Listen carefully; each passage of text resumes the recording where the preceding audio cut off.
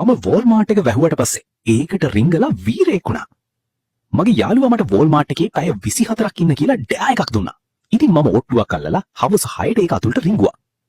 මම ඒකේ පිටිපස්සේ টয়ලට් පේපර්ස් වලින් බලකොටුවක් ගැහුවා. රෑ 11ට වසා දැමීමේ නිවේදනය ආවා. පැයකට විතර පස්සේ ලයිට් ඔෆ් වුණා. මම බඩ ගාගෙන එළියට ආවා. මම සයිකලයක් අරගෙන සෑම පීලියකම පැදගෙන ගියා. ශීතකල පීසා පසු කර ඉස්සරහටම පැද්දා. මම කබානෙන් රෝස්ට් කරපු කුකුලෙක් අරගෙන ඩොලර්ස් 7000ක් වටින වැල්ලක ඉඳගෙන කෑවා. මම টয়ලට් පේපර් පැකට් 12ක් තරම් උස සිංහාසනයක් හදලා රජෙක් වගේ හරක් මස් කෑල්ලක් කන එක වීඩියෝ කරන්න මට ඒක උඩට නගින්න වුණා.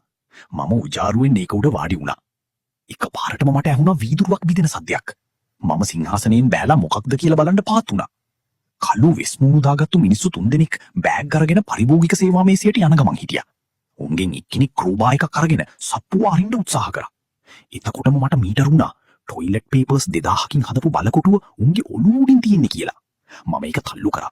සුදු හිම කුණාටුවක් වගේ ඒක උන්ගේ අඟට වැටුණා. මම ඉස්සරහට දුවලා ගිහින් ෆයර් අලාම් එක ගැහුවා.